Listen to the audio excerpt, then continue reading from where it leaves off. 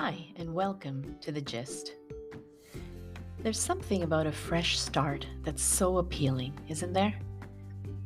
Even as a child, I remember that feeling of a new school year, fresh with new clothes, new books, sharpened pencils, unused erasers. And as an adult, this same sense of eager anticipation sprung up in university when I started new jobs or moved to new places. Of course, the start of a brand new calendar year is no exception. But these feelings of excitement can be mixed with fear of what challenges the year might bring, or doubt about our own ability to meet our goals, however big or small. So, here are a few thoughts on how to grapple with the feelings that accompany new goals and new beginnings. Accept mixed feelings. We seem to live in a time where feelings are talked about more than ever before.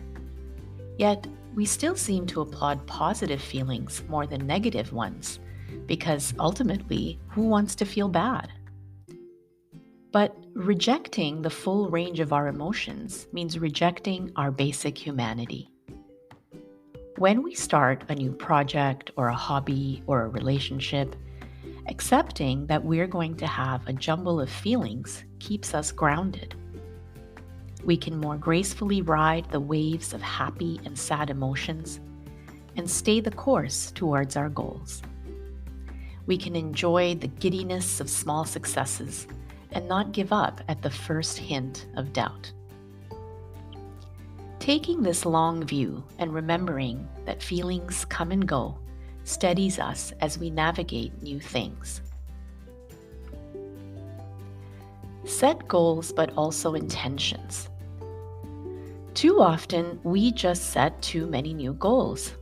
It takes some difficult soul searching to land on a few goals and stick to them.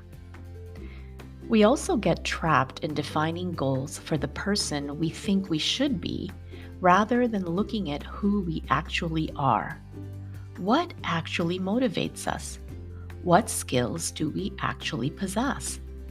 What do we wish to start, stop, or continue in our lives? Answering these tough questions can reveal priorities that are better aligned with our true nature. As you narrow down your goals, challenge yourself to include at least one thing you may not want to do, but you know is good for you. For example, many of us hate exercise, but we all know that good health is helpful in achieving anything. Remembering that might just be enough motivation to meet our exercise targets. Finally, external goals are shaped by our internal intentions. An internal stance of resistance, comparison, or unhealthy competition is stressful and actually hinders progress. However, if we set an intention to be open and curious, to keep working and learning, tackling new goals is much more meaningful and enjoyable. Redefine time. It is so easy to get trapped in dates and times. At the start of a year, a season, or a birthday, we may feel pressure to set lofty goals. While it's perfectly fine to use certain dates as opportunities to reset, they're ultimately just artificial points in time. Really, every day, every moment is a fresh start if we choose to look at it that way. There's nothing stopping us from seeing time in a more fluid way. We can also redefine our sense of running out of time. I know this is something I struggle with, the feeling that there just isn't enough time to start something new. But objectively, we all have exactly the same 24 hours in a day. It comes down to how we want to spend them and what we want to let go of. The fitness trainer Jillian Michaels has a formula that I like to use. She has calculated that there are 168 hours in any given week, even if she allocates 50 hours to work, 50 hours to household or other responsibilities, and 56 hours to sleep, guess what? There are still 12 hours remaining.